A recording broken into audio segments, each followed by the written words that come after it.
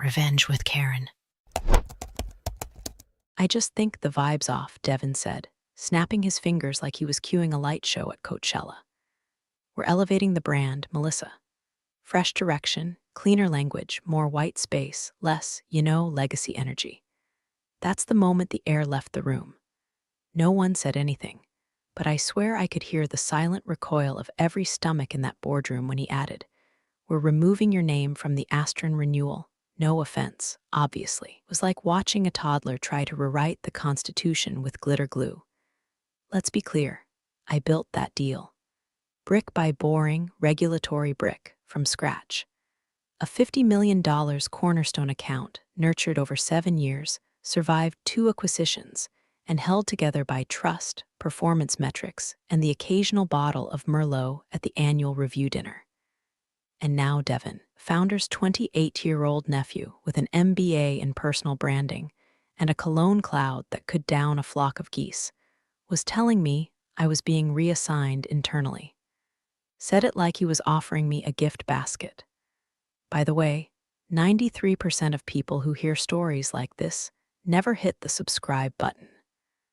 Which is wild, because it's basically free support. And trust me, knowing people actually want these stories keeps the whole crew from lighting our laptops on fire. So if you're into betrayal, karma, and seeing smug little morons get served corporate justice on a silver NDA platter, hit like. Hit subscribe. Then let's keep going. Back to the circus. The rebranding meeting wasn't just poorly planned, it was an execution in broad daylight.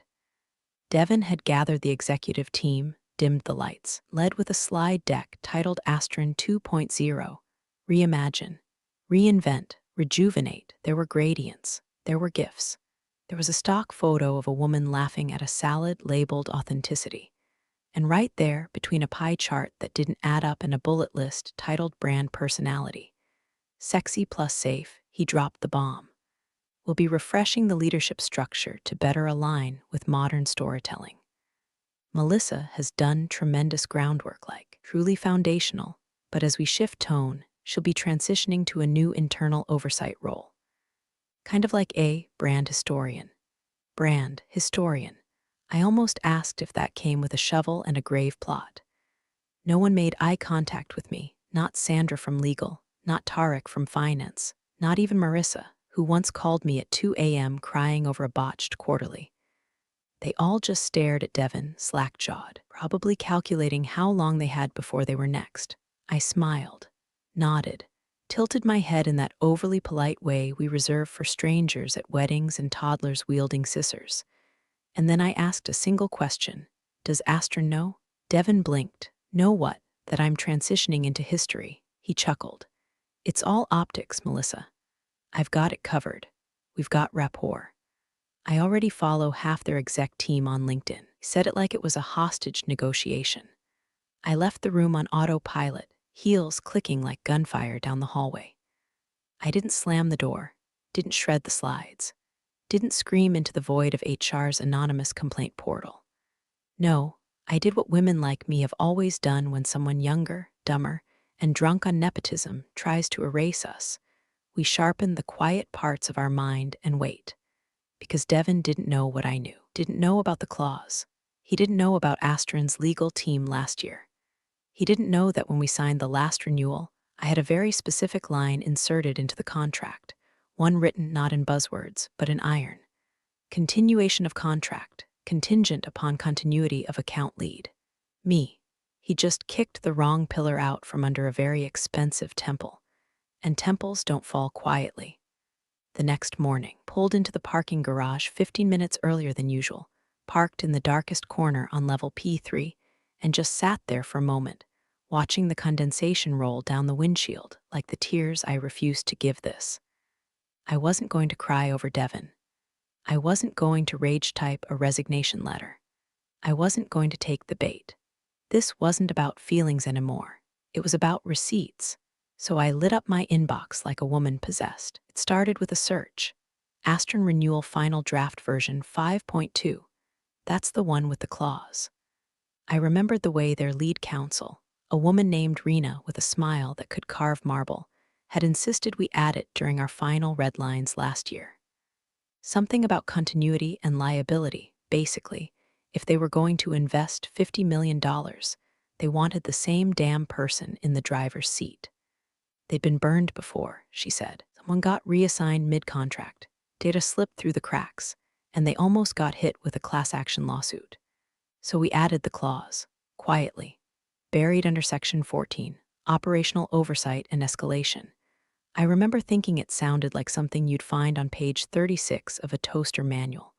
But that one sentence, just one, was enough to burn down a $50M deal if someone got cocky. And Devon, he practically handed me the matches, downloaded every version of that contract I could find, cross-referenced timestamps, pulled up the final signed PDF with signatures from both sides, saved it twice, once to my encrypted external drive, once to a private cloud folder only I could access, labeled it something boring like Q4 Scope Summary Archive so IT wouldn't flag it.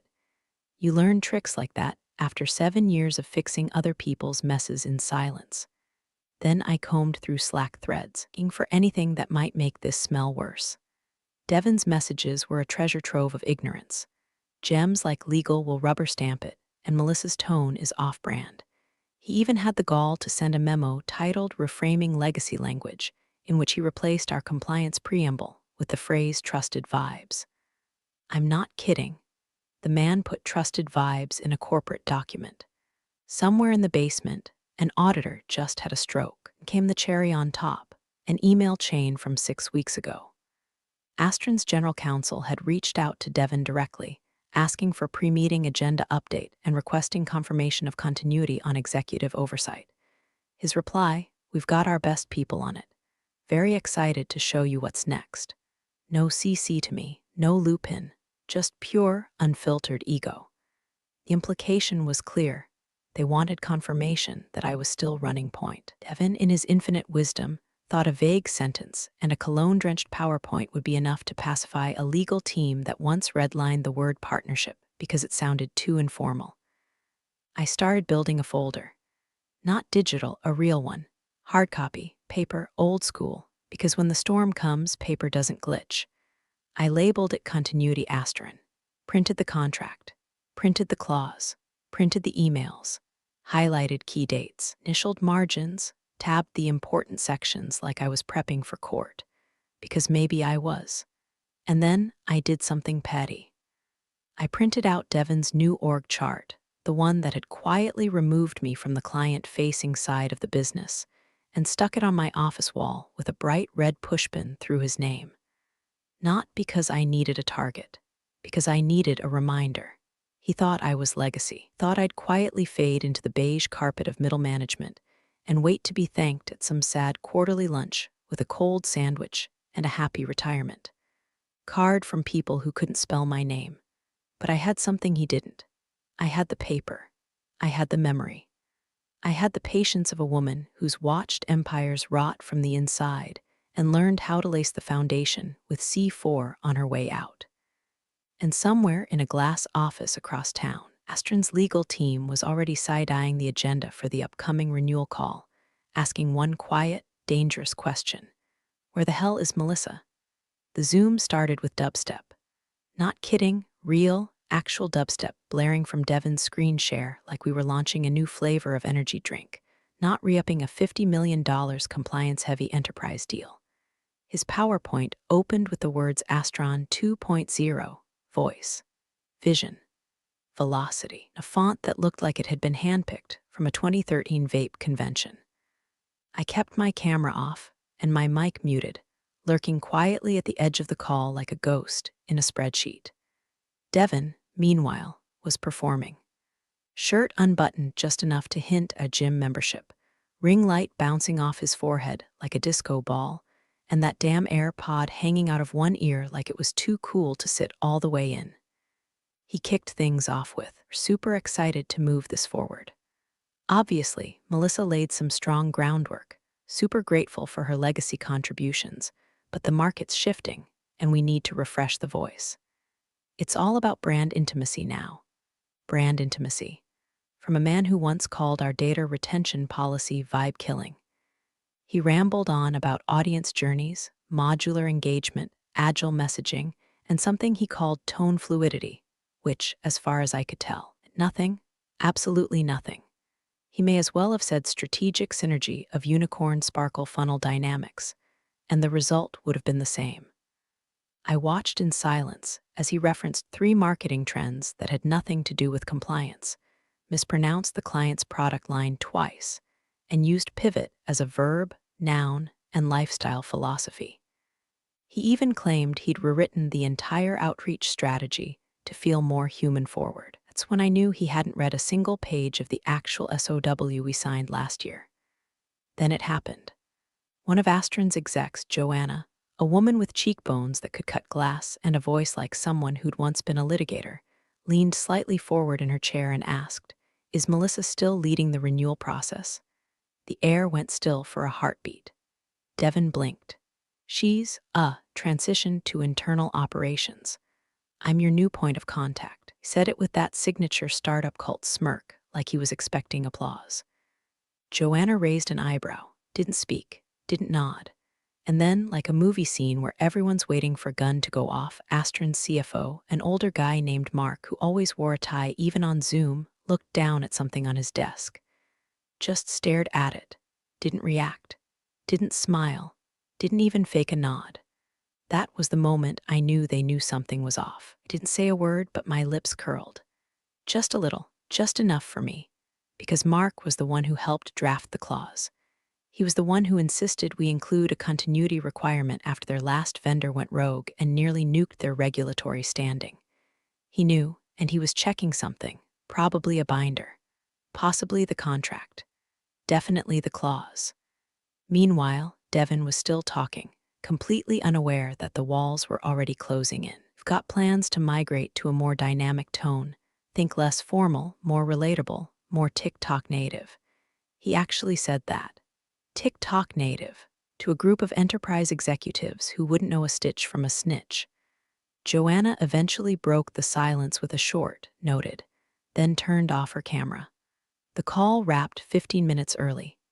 Devon seemed pleased with himself, like he just nailed a TED talk instead of tossing a live grenade into a minefield. He shot off a Slack afterward. "Great kickoff. Strong vibes. Let's keep momentum." I didn't reply. Instead, I opened the folder I'd prepared the night before, pulled out the clause, and read it again, slowly, like savoring the first sip of something expensive you didn't have to pay for. Continuation of terms is expressly conditional upon named account lead remaining active in executive oversight. 16 words. 16 words Devon hadn't read, hadn't understood, hadn't even known existed.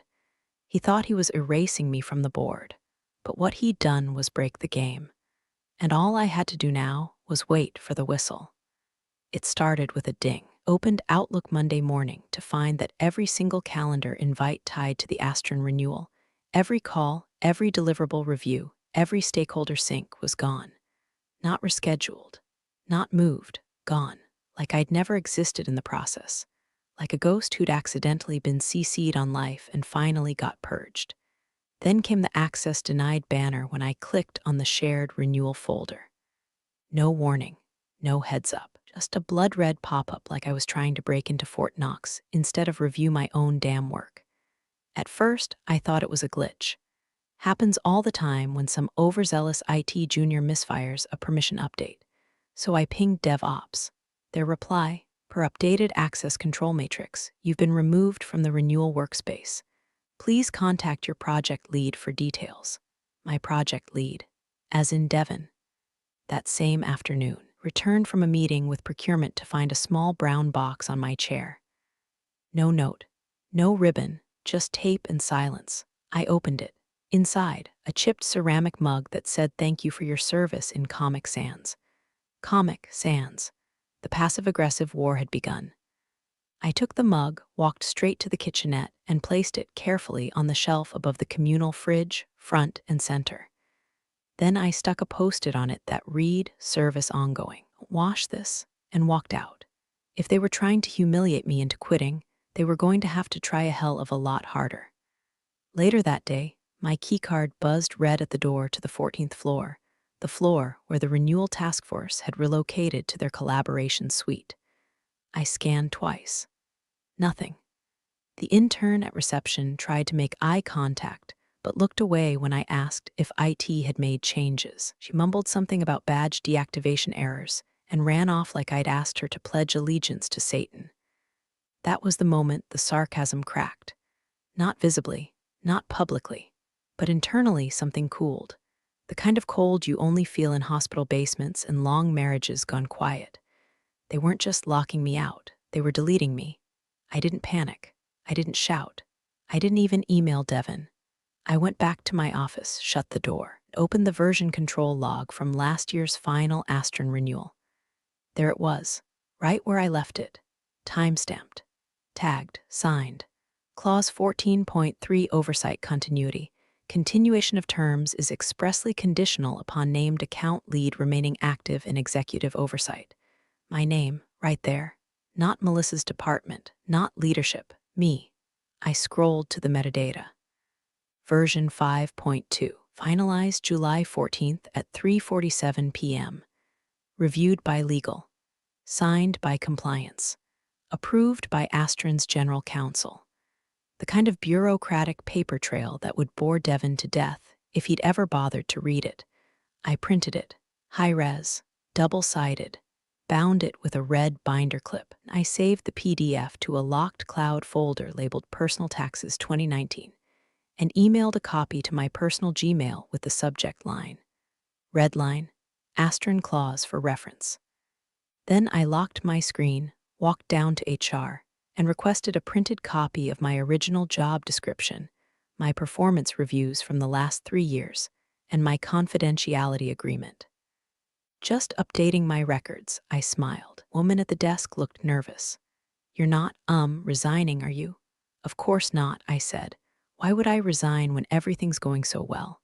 That night, I poured a glass of red, set the mug on my kitchen table, and stared at it while the sun dipped behind the neighbor's satellite dish. Thank you for your service. Oh, honey, you have no idea how much I've still got left to give. 3 days later, Devon stood in my doorway, smiling like a man who just learned the word humility from a LinkedIn post and was trying it on for the first time. Hey, Melissa, he said, dragging out my name like we were college buddies reconnecting over IPAs. Quick thing. Astron's requesting a final alignment call before signing. You know, just dotting I's and whatever. They, asked for full leadership presence on the Zoom. Figured maybe you could hop on. I stared at him. He shifted his weight, suddenly less smug. Just for optics, there it was. The quiet panic, the hairline crack in the mirror of Narcissus. Someone at Astron had rattled his little castle of jargon and branding fluff, and now he needed the same woman he demoted, erased, and badge-locked to sit next to him like nothing ever happened. I paused, then smiled, controlled, serene, the kind that makes HR nervous. Sure, I said, for optics. Before the door even finished closing behind him, I opened my email and attached the full, final Astron contract, the one with the continuity clause highlighted in yellow and initialed by all parties, to a message addressed to my personal attorney. Subject line, FYI participation, request Astron renewal. Message, Devon Langley has asked me to appear on a final contract call. Please review the attached document with attention to section 14.3. Let me know if there's any legal risk in participation. Sent, BCC to myself. Then I reopened the Zoom invite and checked the participant list. Devon, Astron's usual crew, me. But now 2 new names had been added. Arthur Mallon, CEO, Astron Group. Linda and Go outside counsel, Elridge Legal. I sat back, sipped my lukewarm coffee, and let that detail roll around my head like a piece of hard candy. Devon had no clue what was coming. I spent the next hour brushing up on our original terms, reviewing who had signed what, when, and why. Then I picked out a blazer that made me look just unapproachable enough to keep him sweating, touched up the curl at the ends of my hair, and made a mental note to stay muted until it mattered. Zoom time came. Devon logged on early, of course. Lit like a hostage in a marketing startup, smiling too hard, hair suspiciously wet. probably just did 50 push-ups in the bathroom stall to pump himself up. He kicked off the call before half the participants were even settled. Hey everyone, thrilled to be here, really excited to get this across the finish line. Big congrats to everyone for getting us to the goal line. The Astron team logged in with the enthusiasm of people attending a deposition. Arthur Mallon, their CEO, appeared dead center on the screen. No virtual background, just a blank white wall and that calm, predatory smile you only see on men who have fired more people than they've hugged. Linda and Go logged in second, audio off, video on, typing something just out of frame. I said nothing. My camera was on, but I stayed muted. Eyes alert, smile faint, posture perfect. The good soldier returned to duty. Devon charged ahead. So, quick recap, we've repositioned the tone, updated outreach to be more contemporary, shifted from a legacy-driven framework to something, human forward. Arthur held up a hand. Calm, quiet, surgical. Before we proceed, he said, we'd like to address a quick compliance matter. Devon froze mid-sentence. Arthur turned slightly to his right. Linda looked up, then unmuted. We've reviewed the renewal draft, she said, flipping through a leather binder, and we had one clause flagged for clarification. Section 14.3, Oversight Continuity. Devon blinked. Sorry, which one? Linda didn't answer him. She looked directly at me. Is Miss Melissa Thomas currently serving in an executive oversight role? I unmuted. Calm, cool, deadpan. Not according to internal documents, I said, but I've been asked to appear for optics. Linda nodded. Arthur's lips curled into something that might have once been a smile, but died before it got there. Noted, he said. Devon laughed. Like an actual little laugh-snort combo, trying to shrug it off. It's a legacy thing. Language from the old contract, right? I mean, no, Arthur interrupted. It's from the current one. Signed last year, your name does not appear on it. Silence. Pure, ringing, corporate silence. Linda marked something on her notes. Devon adjusted his collar. I muted myself again. The rest of the call went on autopilot, but I wasn't listening. I was watching Devon, watching him try to control his breathing, keep his hands still, glance at his phone under the desk, probably texting legal in a panic. By the time the call wrapped, no one mentioned signatures. No one mentioned next steps. No one said excited to move forward. And as I clicked leave meeting, I did it with the same smirk he'd used on me when he reassigned me into corporate purgatory. Devon thought he'd brought me in for show, but the only thing on display that day was his reckoning. Guys, just want to start by saying how proud I am of the team. Devon beamed, leaning into his webcam like he thought charisma alone could patch a compliance breach. This renewal marks a fresh chapter. Astron is more than a legacy client now. They're part of our reimagined narrative. He was glowing. Actual glowing. Either the ring light was turned up too high or he was basking in the warmth of his own delusion. I sat stone-faced, camera on, mic muted, my hands folded neatly in my lap. No need for theatrics. Just presence. Just witness. On the screen, Devon kept flapping.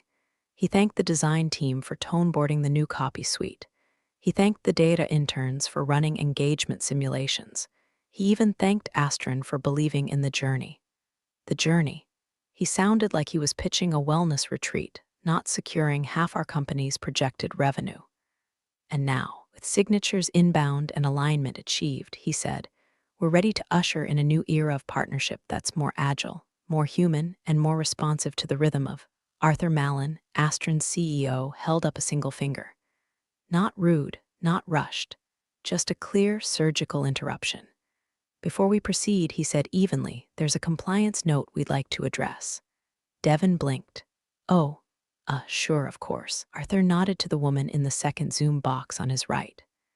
Linda and Go, Astron's outside legal counsel, who had remained silent up to this point, calmly adjusted her glasses and opened the black leather binder in front of her. For the record, she said, flipping a page, we've reviewed the contractual agreement signed July 14th of last year. Section 14.3, under Operational Oversight and Escalation, reads as follows. She paused, and read it aloud, slow and precise, like a scalpel sliding beneath the skin. Continuation of terms is expressly conditional upon named account lead remaining active in executive oversight. Any alteration voids this agreement. She closed the binder. That's all it took. Silence fell like a guillotine. Arthur didn't flinch. To clarify, he said, eyes never leaving Devon's face, you're not the named account lead. Devon's lips parted. For once, he had no words. No jargon, no improv, no smirk. Well, he stammered, the leadership structures evolved a bit. I mean, obviously Melissa's still, present. I'm not, I said flatly. I didn't raise my voice, didn't tilt my head.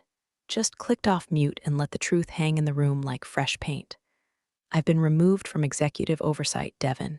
You made that clear when you reassigned me and revoked my access.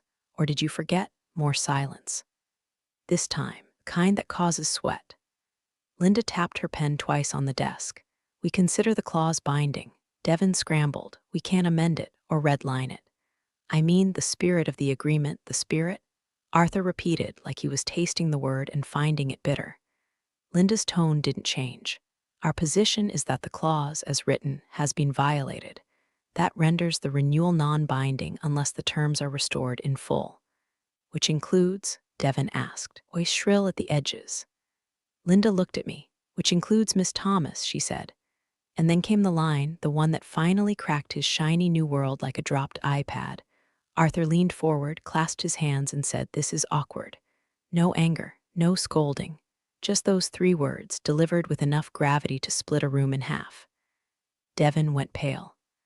I watched his pupils flick across the screen, desperate for backup, for a rebuttal, for someone, anyone. Rescue him? But all he got was the quiet hum of corporate consequence. He opened his mouth, then closed it. Then opened it again like maybe a second try would work better. It didn't, and still no one spoke. Not his creative director, not his strategy team, not his VP of Ops, because they knew. Now they knew. The deal was dead, and I didn't have to lift a single manicured finger to kill it. I muted myself again, adjusted my collar, leaned back in my chair. My heart didn't race. My palms didn't sweat. Cold satisfaction, suppressed triumph, all the sweeter for being silent. Linda closed her binder. We'll follow up formally through legal, she said, unless the company wishes to rectify leadership in writing. Translation, put Melissa back or you get nothing. I clicked leave meeting before Devon could speak again, because I already knew what he'd say, and I already knew it wouldn't matter. Click. Silence. Kind of silence that's not just quiet, but consecrated. Heavy. Reverent. The silence of a train that's already jumped the track and no one's quite ready to admit it out loud. Linda shut the binder with a muted thud that somehow echoed. Arthur Mallon, the CEO of Astron, sat unmoving for exactly 4 seconds. Then, with no raised voice, no flare of temper, no drawn-out monologue, he gave a small sigh through his nose and said, well, this is awkward. He clicked end call on his end. No goodbyes, no pleasantries, just gone. The screen shifted. His little square vanished from the gallery like he'd been Thanos snapped into a better managed universe. I didn't say a word. I didn't need to. Devon sat staring at the screen, frozen in the exact moment where his version of reality peeled off like cheap wallpaper. His cursor hovered over something, anything, probably the participant tab, as if names appearing or disappearing could somehow undo what just happened. He didn't blink. He didn't breathe. I'm not sure he remembered how. Across the call, one of the junior VPs, Emily maybe, the one who ordered boba for every meeting like it was a sacrament, finally broke the silence with the dumbest, softest grenade imaginable. Wait, what clause? It was so innocent, so pathetic, so wildly misplaced. I actually felt bad for her for a moment, like a deer asking what that roaring sound is while standing on a highway. Devon didn't answer. He couldn't. He was still trying to process the fact that an entire multimillion-dollar renewal had just been pulled out from under him with a single sentence. Not a breach of ethics. Not a tech failure. Not even a leak. Just words. Legal words. Old words. The kind of words he never thought he needed to understand. I watched his jaw move like he was chewing glass, opened his mouth once, twice, but no sound came out. The ring light made him look even more washed out than usual, like an influencer whose brand deal just got canceled mid-Instagram story. And me, I unmuted, not to speak, just to make sure he could hear the quiet. Then I smiled, not cruelly, not smugly, just with the calm satisfaction of a woman who'd been stepped over, boxed out, ghosted by calendar invites, locked our folders, served a cheap ceramic mug as her corporate epitaph, and who had just burned the entire delusion to the ground with a clause buried on page 36. I clicked leave meeting. No goodbye, no flair, just a quiet, surgical exit. The moment my screen returned to desktop, my phone lit up like Vegas. 3 missed calls. 1 from HR. 2 from a number I recognized, Lindsay, the COO's chief of staff. Slack ping popped up on my monitor from Sandra in legal. Do you have a moment? The board wants clarity on this clause situation. And then another message. Emergency governance session at 5. Are you available to join? I leaned back in my chair and took a deep breath. It didn't feel like victory. Not yet. It felt like release. Like finally dropping a backpack full of rocks you forgot you were carrying. They thought I was gone. They thought I was legacy. Background noise. Placeable. But they'd built their house on a foundation they never bothered to read. And now the architects were calling me back. Not to thank me. To explain what happens when you erase the name of the woman holding the key to your biggest deal. I reached for my phone, smiled, let it ring once more before I picked up. The email from legal came first, masked in that polished corporate tone that always smells faintly of panic. Subject, request for supporting documentation, Astron renewal body. Hi, Melissa, hope you're well. In light of recent developments, the board would appreciate any relevant documentation you may have regarding the original Astron renewal, specifically materials related to Section 14.3. Please include version history, sign-off logs, and any notes from legal or compliance attached to final submission. Thank you in advance. No apology, no explanation. Just a polite request from people who'd once forwarded my emails to interns to streamline process flow. I opened the binder, not the digital folder. The binder, red cover, tabbed heavy, the same one I printed the night Devon erased my name and replaced it with brand buzzwords and beach metaphors. Inside, everything. Contract drafts, internal correspondence, external red lines, signatures, sticky notes in my handwriting. The final clause, highlighted with initials beside it from legal, compliance, Astron's GC, and mine. I scanned each page into a clean, time-stamped PDF. No edits, no flourishes, just truth. Then I composed the email. Subject, Astron renewal documentation to legal at company name com CC, compliance, finance, contracts, and just for good measure, HR body. Attached are the requested documents, including the final executed agreement and all relevant review materials. Please confirm receipt. No pleasantries, no passive-aggressive sign-off, just cold, surgical closure. Then I hit send. 10 minutes later, HR called, full name, caller ID. That's never good news or good coffee. Hi, Melissa. Just wanted to loop you in on some really exciting updates following this morning's leadership sync.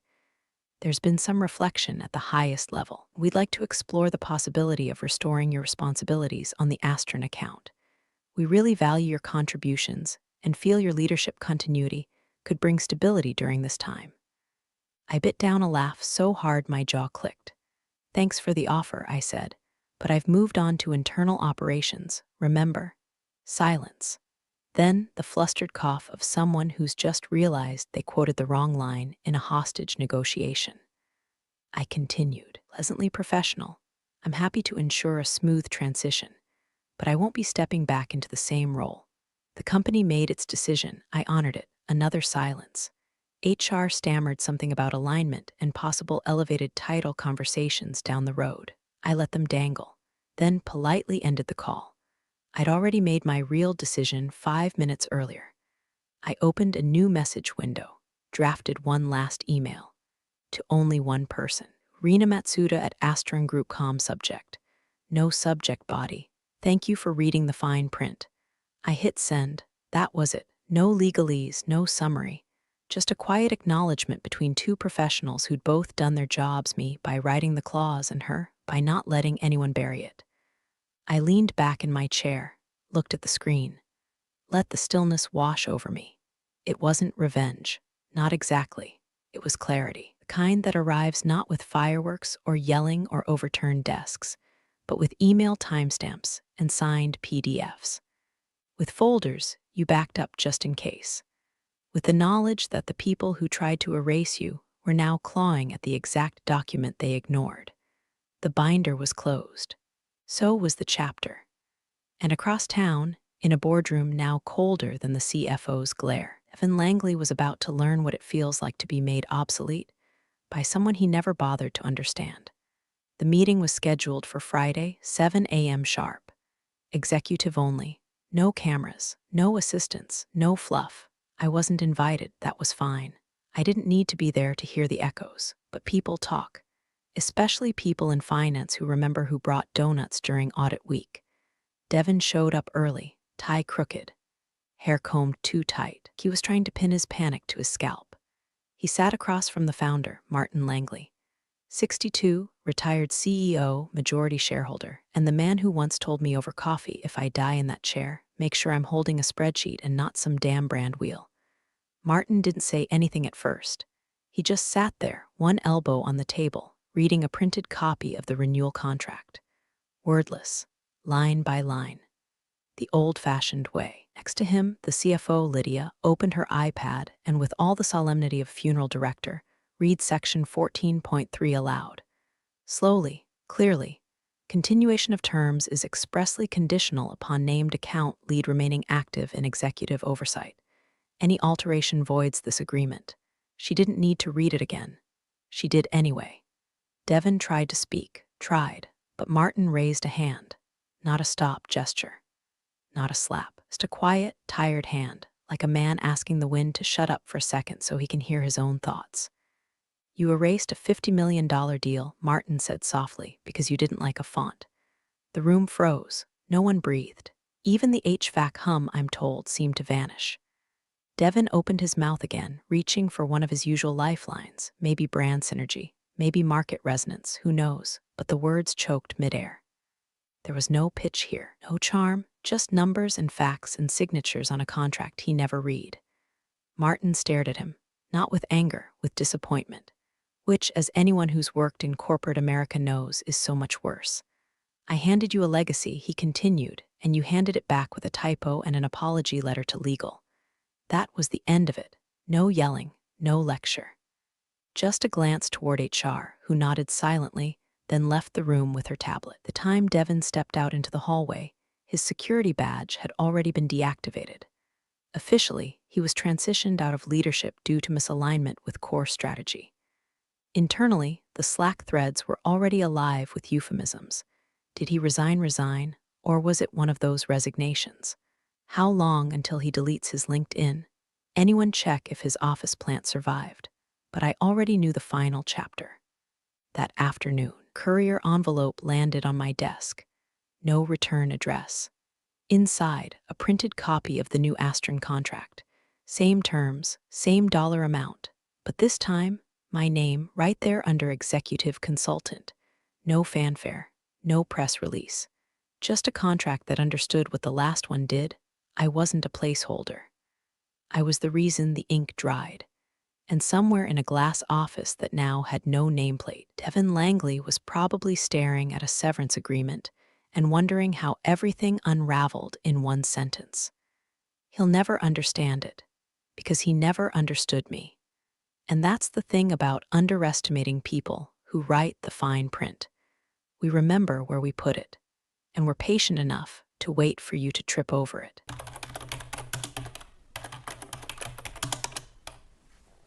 Appreciate you sticking around, you wise old rebels.